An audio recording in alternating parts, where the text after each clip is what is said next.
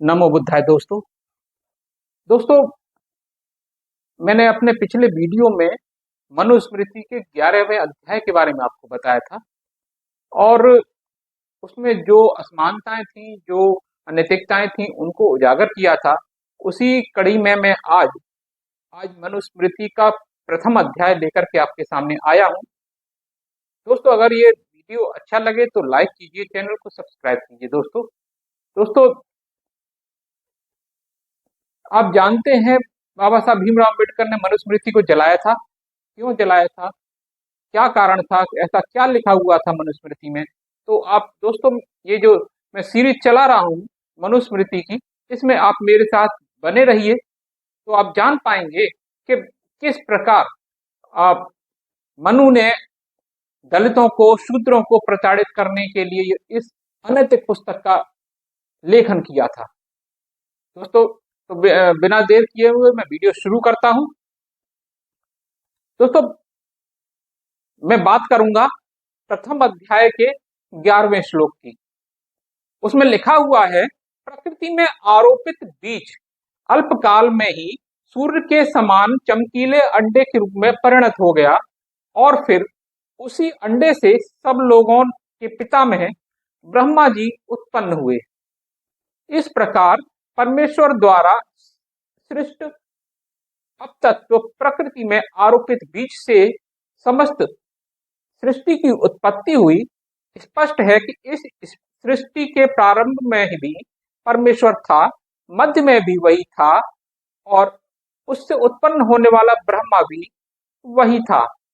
वही निमित्त कारण, उपादान कारण है तथा वही कार्य भी है, उससे भिन्न तथा इसके अतिरिक्त कुछ भी नहीं है। तो दोस्तों, कितनी अवैज्ञानिक बात है। ये कह रहे हैं आप कि सूर्य के समान चमकीले अंडे से ब्रह्मा उत्पन्न हुआ और शुरू में परमेश्वर था, बीच में था, अंत में भी था।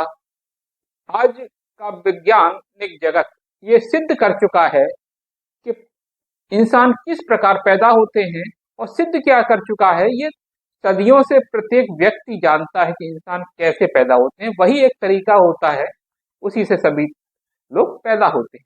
अब बात करेंगे हम 15वें श्लोक की। ब्रह्मा जी ने अंडे के एक खंड से द्युलोक की और एक टुकड़े से पृथ्वीलोक की रचना की।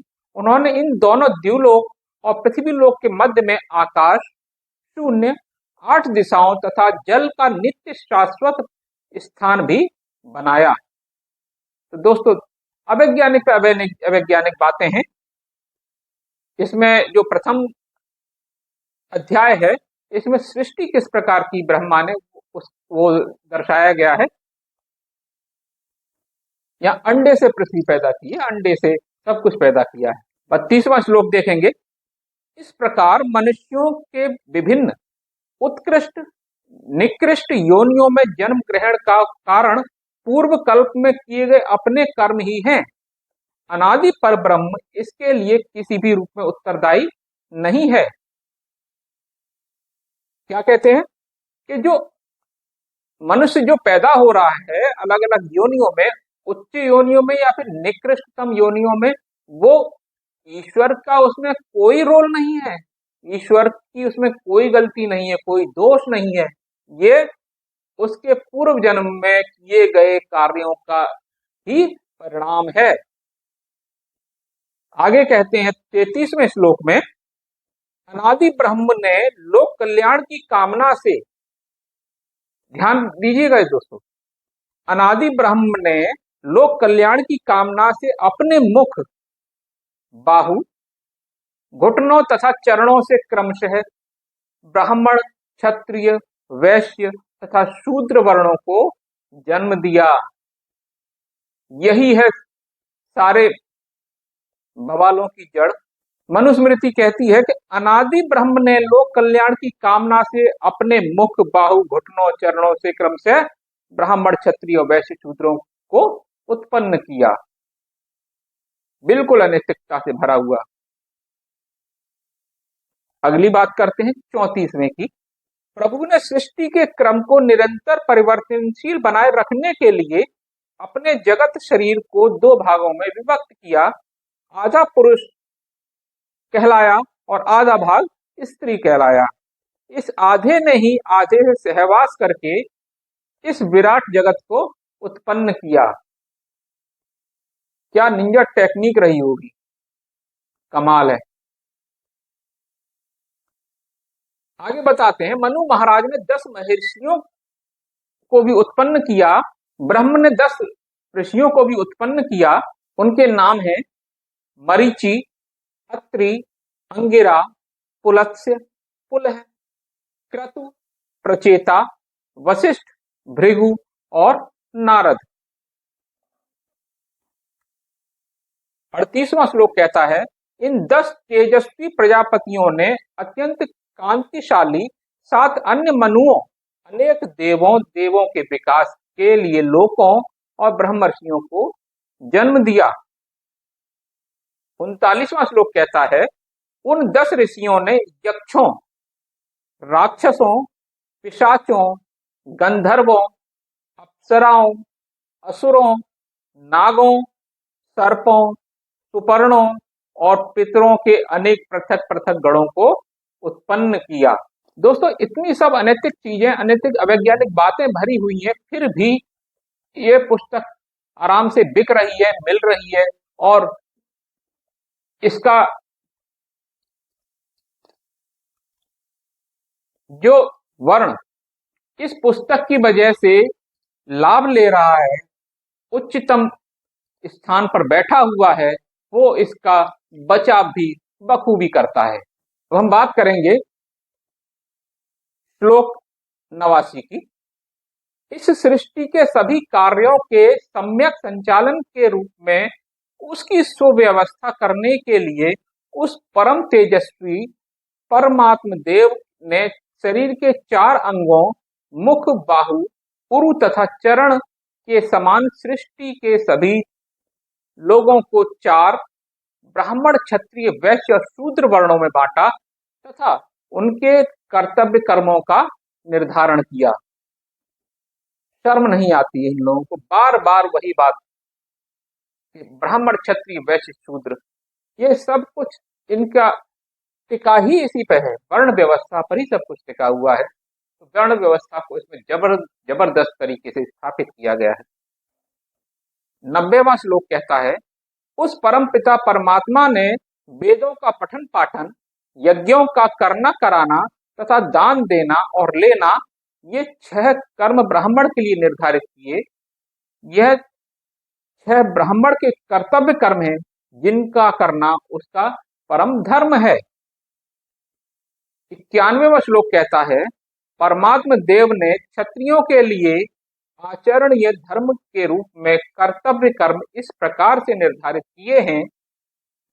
प्रजा की रक्षा करना, ब्राह्मणों तथा दीन दुखियों को दान देना, यज्ञानुष्ठान में प्रवृत्त होना, सदग्रंथों का अध्ययन करना तथा विषय भोगों में आसक्त न होना, ये क्षत्रियों के कर्म थे जो निर्धारित किए। अब बात करते हैं 92 यानी 92वां श्लोक की। यहाँ पर वैश्य के कर्म दर्शाए गए हैं। पशुपालन, कृषि, व्यापार, साहूकारी, ब्याज व ऋण देकर धन कमाना के अतिरिक्त दान देना, यज्ञ करना तथा स्वाध्याय आर्ष ग्रंथों का अध्ययन करना वैश्य के लिए निर्धारित कर्तव्य कर्म है। 93वां श्लोक क्या कहता है, भगवान ने शूद्र वर्ण के लोगों के लिए एक ही कर्तव्य कर्म निर्धारित किया है, वह निर्द्वंद तथा निर्विकार, ईर्ष्या तथा द्वेष भाव से सर्वथा मुक्त होकर भाव से तीनों ब्राह्मण, क्षत्रिय तथा वैश्य वर्ण के लोगों की सेवा करना। तो दोस्तों, यहाँ पर निर्धारित किया गया है 93वें श्लोक में कि शूद्र वर्ण का काम केवल सेवा करना है। 94वां श्लोक क्या कहता है, ब्राह्मण भगवान के उत्तम अंग यानी मुख से उत्पन्न होने, चारों वर्णों में ज्येष्ठ वेद के धारण करने से श्रेष्ठ होने के कारण धर्म भाव से इस संसार का स्वामी है, अर्थात इन तीनों वर्णों के लिए ब्राह्मण पूज्य है और उसके द्वारा किया गया विधान सभी के लिए मान्य है। ब्राह्मण ने अपने आप अपने को स्वयं को सर्वोच्च बना लिया, सर्वोच्च स्थान पर बैठा लिया और उसकी रक्षा भी कर रहा। 96वां श्लोक क्या कहता है? ब्राह्मण के महत्व का प्रतिपादन करते हुए मनु महाराज कहते हैं, जिसके मुख से उच्चरित मंत्र से 3 पृथ्वी, अंतरिक्ष और द्यौलोकों के निवासी देवता सदैव अपना हव्य तथा पितर सदैव अपना कव्य यानी यज्ञ की आहुति के रूप में उपलब्ध होने वाला भोजन प्राप्त करते हैं, ऐसे उस उपकारी ब्राह्मण से अधिक श्रेष्ठ प्राणी और कौन हो सकता है? अभिप्राय यह है कि ब्राह्मण केवल इस धरती के प्राणियों का ही हित साधन नहीं करता, अपितु पितरों और देवों का भी हित संपादन करता है। अतः उसकी ज्येष्ठता, श्रेष्ठता सर्वथा एवं पूर्णतः असंदिग्ध है। यानी कि आप कोई तर्क नहीं कर सकते हैं, वो ज्येष्ठ है, श्रेष्ठ है और हमेशा रहेगा। 103वां श्लोक क्या कहता है? स्वयंभू बुद्धिमान भगवान मनु ने ब्राह्मण को तथा अन्यान्य वर्णों के प्राणियों को उन सबके लिए आचरणीय कर्तव्य कर्मों की जानकारी कराने के लिए मनुस्मृति नामक ग्रंथ धर्मशास्त्र की रचना की। तो दोस्तों समझ में आया कि मनुस्मृति को क्यों रचा गया, क्यों लिखा गया? मनुस्मृति को ये बताते हैं कि इसलिए लिखा गया कि ब्राह्मण को सर्वोच्च स्थान पर बिठाया जा सके और उसको कोई चैलेंज करने वाला न हो। 106वां श्लोक क्या कहता है? मनुस्मृति धर्मशास्त्र का अध्ययन करने वाला तथा उसके ही अनुसार अपना जीवन यापन करने वाला अपनी 7 पिछली और 7 आगे की पीढ़ियों का उद्धार कर लेता है। इसके अतिरिक्त उसमें अकेले ही सारी पृथ्वी को अपने अधिकार में रखने की क्षमता और योग्यता भी आ जाती है। बाबा साहब ने कहा था कि जो वर्ण व्यवस्था है भारत की, वो इस तरह का एक मकान है जो 4 मंजिल का है।